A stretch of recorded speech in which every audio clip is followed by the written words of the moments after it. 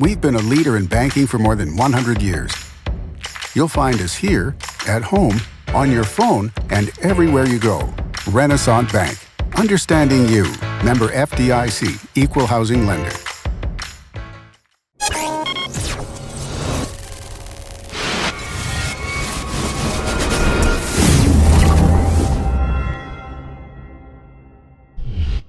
Sponsored by Renaissance Bank.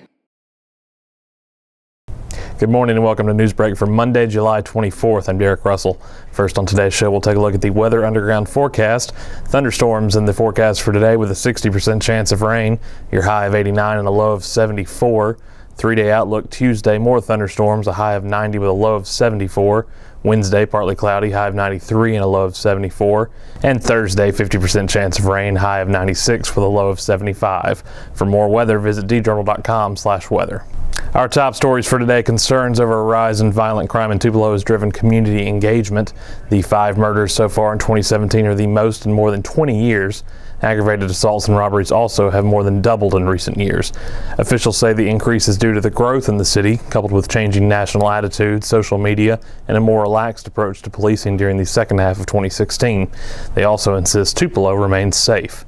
In the Haven Acres neighborhood of Tupelo, residents came together in the late 1990s to make their neighborhood safer, and are trying to do the same thing again. They are looking at a model that includes cooperation between community leadership, law enforcement, and social service providers.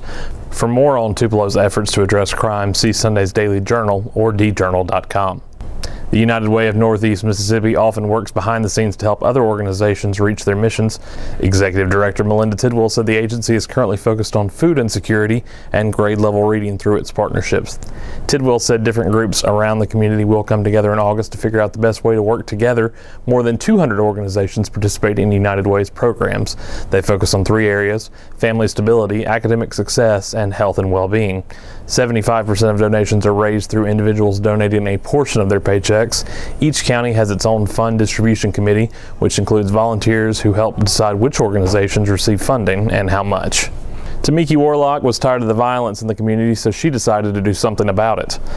Warlock organized the first Love More, Hate Never community prayer in Thayer Nichols Park on Saturday. She said the goal of the event was to get the community together and talk about a solution to the frequent violence.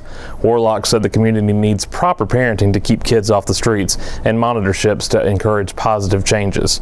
There were school supplies donated by White Hill Missionary Baptist Church, games, and food for those in attendance. And in sports, the timing of the Hugh Freeze resignation gives Ole Miss an interim football coach for just the 3rd time in the SEC era of competition. Vice Chancellor for Athletics Ross Bjork announced on Thursday night that Matt Luke will be the Rebels' head coach for the 2017 season. That announcement came less than 2 weeks before the start of August camp. Luke is a popular former player. He had been offensive line coach and assistant head coach on Freeze's staff. The Rebels were picked to finish last in the SEC's Western Division, largely due to question marks on defense. They will feature a talented group of second-year offensive players, including tackle Greg Little, quarterback Shea Patterson, and receivers DK Metcalf and AJ Brown. Thanks for watching Newsbreak on this Monday. Don't forget this show is one of the many online offerings that get you news off the page and on the go, courtesy of the Daily Journal. Today you can watch the Capitol View webcast with Capitol Bureau Chief Bobby Harrison at 2 p.m. at djournal.com.